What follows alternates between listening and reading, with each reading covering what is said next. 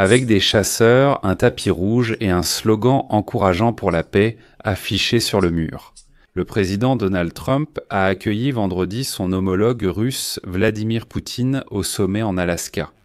Les résultats du sommet sont restés totalement flous après sa fin soudaine, mais maintenant, enfin, des détails ont émergé et honnêtement, ils sont choquants. Dans cette édition, nous résumons les principales conclusions du sommet Trump-Poutine en Alaska. Qu'est-ce qui a été dit? Qu'est-ce qui ne l'a pas été? Et sur quels résultats pouvons-nous nous appuyer maintenant pour analyser comment ce sommet s'est déroulé? Je m'appelle Alexei Petchi. Aujourd'hui, nous sommes le 16 août. Passons maintenant à la suite, point par point.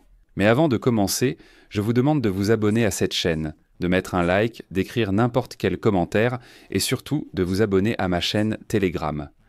Le lien se trouve dans la description de cette vidéo. Alors, passons à tout dans l'ordre. Après près de 3 heures de réunion, Donald Trump et Vladimir Poutine, comme vous le savez, sont sortis hier devant la presse pour annoncer les progrès réalisés. Cependant, ils ont quitté la conférence de presse prévue sans expliquer précisément ce qu'ils avaient réussi à accomplir.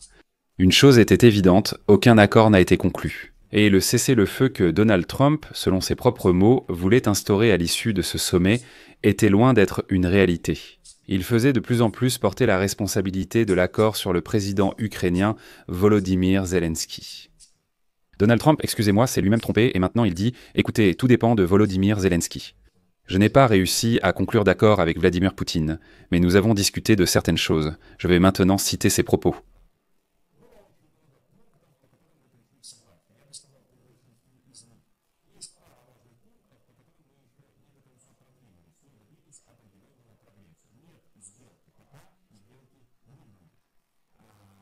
Et après cela, comme vous le savez, Vladimir Poutine et Donald Trump ont simplement quitté la scène sans répondre à aucune question des journalistes. La fin incertaine d'un sommet, malgré ses zones d'ombre, semblait accueillir résolument le retour du dictateur Vladimir Poutine sur la scène diplomatique. Néanmoins, malgré toute la pompe et le protocole, les signes de la complexité de la tâche qui attendait Donald Trump sont devenus évidents dès le tout début de la rencontre. Alors que les présidents se saluaient, des alertes aériennes ont été déclenchées sur la piste de décollage et d'atterrissage de la base aérienne d'Elmendorf en Ukraine, avertissant de l'approche de missiles et de drones russes. Et tout cela était le signe de l'intention de Vladimir Poutine de poursuivre sa guerre, même alors que Donald Trump le couvrait, d'attributs de respect sur le sol américain. Et au même moment, exactement au même moment, des missiles et des drones russes survolaient l'Ukraine. Donald Trump et Vladimir Poutine ont donné des réponses évasives sur leur rencontre de plusieurs heures. Comme l'a déclaré Donald Trump, nous avons eu une rencontre extrêmement productive et de nombreux points ont été convenus. Il ne reste plus grand-chose. Certains ne sont pas si importants, l'un d'eux est sans doute le plus important. Nous avons de très bonnes chances d'atteindre notre objectif, même si ce n'est pas encore fait. Eh bien, c'est-à-dire que Donald Trump dit « Nous n'avons atteint aucun objectif lors de ce sommet, mais en principe, le sommet s'est très bien passé ». Dans une interview juste après le sommet, Sean Hannity de Fox News a posé une question à Donald Trump sur les concessions territoriales qui donneraient à la Russie des terres qu'elle ne contrôlait pas auparavant, ainsi que sur les potentielles garanties de sécurité américaines pour l'Ukraine. À cela, Donald Trump a répondu « Eh bien, je pense que ce sont les points sur lesquels nous avons négocié et sur lesquels nous sommes globalement parvenus à un accord. L'Ukraine doit accepter tout cela. » Interrogé sur le conseil à donner à Volodymyr Zelensky, Donald Trump a dit « Il faut conclure un accord. » Et vous savez, à la veille de telles négociations, il est toujours plus clair de voir quel pourrait être un mauvais résultat, plutôt que d'imaginer à quoi pourrait ressembler un résultat réussi. Je rappelle que Donald Trump, avant ce sommet, avait juré de partir s'il n'aimait pas ce que disait Vladimir Poutine, menaçant de réduire la conférence de presse conjointe à une simple déclaration en solo. Et il a déclaré que Moscou subirait de graves conséquences si la guerre ne cessait pas après ce sommet. Après le sommet, la guerre a continué, sans conséquences sérieuses. Donald Trump déclare « Je n'imposerai pas de sanctions ni de droits de douane secondaires contre la Chine et l'Inde. » Il dit « J'ai eu une super rencontre avec Vladimir Poutine. Je lui donne 10 sur 10. » Pendant le vol vers Anchorage, Donald Trump a dit ignorer à quoi ressemblait le succès, mais qu'il saurait le reconnaître en le voyant. Il s'est avéré qu'après le sommet, il était tout aussi difficile de définir le succès qu'au début de ce sommet. Dans une interview à Fox News, Donald Trump a affirmé que Vladimir Poutine et Volodymyr Zelensky voulaient le rencontrer. Avant même le sommet, il avait affirmé que ce serait son objectif final. « Ils veulent tous les deux que je sois là, et j'y serai », a-t-il déclaré. Trump n'a pas évoqué une réunion à trois lors de la conférence de presse, précisant seulement qu'il appellerait diverses personnes, dont Zelensky, pour les tenir informés des négociations. Cependant, la seule rencontre à venir mentionnée lors de l'intervention conjointe de Trump et Poutine était une éventuelle rencontre avec le dictateur russe. « Nous allons parler avec vous très bientôt et nous nous reverrons probablement très bientôt », a déclaré Trump. La prochaine fois à Moscou, a répondu Poutine en anglais, ce qui, apparemment, exclut Zelensky de la discussion. Peu après son arrivée aux États-Unis, le sourire de Poutine en regardant par la fenêtre de la limousine de Trump en disait long. Après de nombreuses années d'isolement en Occident, il est revenu dans le pays le plus puissant de la planète. Cela faisait 10 ans que Poutine n'était pas venu en Amérique, et plusieurs années de plus depuis qu'il avait été accueilli dans ce pays lors d'un grand sommet présidentiel. Après l'invasion à grande échelle de l'Ukraine en 2022, le dictateur russe est devenu un paria pour de nombreux dirigeants, un invité indésirable dans la plupart des pays occidentaux et même sous la menace d'un mandat d'arrêt.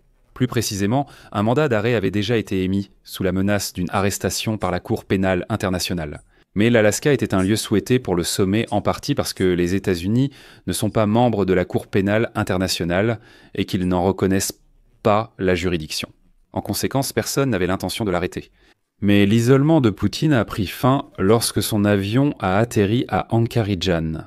La rencontre sur le tapis rouge, le passage des chasseurs et les applaudissements du président américain lui-même ont clairement montré que Poutine était sorti de cet isolement. Leur accueil chaleureux et souriant a été perçu par les propagandistes russes comme une poignée de main historique, même si Poutine n'est toujours pas le bienvenu dans de nombreux endroits en Europe. La décision de Trump, qui contrôle la plus grande économie du monde et les forces armées les plus puissantes. Accueillir Poutine fait plus pour saper les tentatives d'éviter l'isolement diplomatique que ce que n'importe quel autre dirigeant pourrait essayer de faire. Cela est devenu plus évident lorsque Poutine est monté dans le véhicule blindé de Trump. C'est un geste vraiment inhabituel, étrange, qui a semblé marquer instantanément le retour du dictateur russe sur la scène diplomatique mondiale, même sans aucun progrès significatif. Pour lui, c'était une victoire. Poutine est sorti de l'isolement, un président américain en personne l'invite dans sa voiture, lui serre la main, l'applaudit lorsqu'il descend de l'avion. La surprise de Trump est arrivée justement au moment de l'atterrissage. Il n'a plus voulu rencontrer Poutine en tête-à-tête, uniquement en présence des interprètes. À la place, 2 assistants ont rejoint chaque dirigeant lors des négociations bilatérales. Cela différait de la situation qui s'était présentée plus tôt dans la semaine, lorsque la Maison-Blanche avait déclaré que le sommet comprendrait un format de négociation en tête-à-tête. Un responsable américain a indiqué que cela avait été fait tardivement, sans en expliquer la raison. Les rencontres de Donald Trump avec Vladimir Poutine en tête-à-tête pendant son premier mandat étaient entourées d'un certain mystère, car seul un interprète était présent dans la pièce. Il était souvent difficile de saisir le sujet et les assistants peinèrent parfois à savoir s'ils étaient retombés d'accord. Selon les informations, après une rencontre en Allemagne entre Donald Trump et Vladimir Poutine, Trump a demandé à son interprète d'effacer les notes et d'oublier la conversation. L'ajout à la réunion de vendredi de 2 assistants du secrétaire d'État, Marc Rubio, et le représentant spécial Steve Witkoff a apporté une certaine clarté à ces négociations, dont nous verrons les résultats dans les prochains jours. Surtout si la Russie présente une version des événements différente de celle des États-Unis, alors bien sûr, Rubio et Witkoff sortiront et expliqueront ce qui s'est réellement passé. Néanmoins, il y a eu un moment dont seuls Trump et Poutine pourront parler. Leur court trajet en limousine présidentielle de la piste d'atterrissage jusqu'au lieu de la rencontre. Là, dans la voiture, personne avec eux, seuls les agents des services taux secrets. Aucun conseiller ni interprète. Et par conséquent, le contenu de leur brève conversation n'est connu que d'eux. Pour l'instant, il semble que Trump, je ne sais pas pourquoi, ait invité Poutine en Amérique, lui ait offert tous les honneurs, ait sorti ce vieux chauve de son isolement mondial et lui ait permis de briller devant les caméras de télévision. Pour l'instant, aucun résultat. Et maintenant, Trump dit, écoutez, eh bien maintenant Zelensky est tout simplement obligé de signer n'importe quel accord, parce que moi, j'ai fait des efforts. Oui, je n'ai conclu aucun accord, il n'y a pas d'entente, il n'y a rien, mais que Zelensky signe, qu'il cède des territoires, et c'est tout. Je vais mettre ici des points de suspension. Donnez votre avis, écrivez vos conclusions dans les commentaires sous cette vidéo. Abonnez-vous à la chaîne, activez la cloche et n'oubliez pas de mettre un like. C'est tout pour aujourd'hui. Prenez soin de vous, à bientôt tout le monde.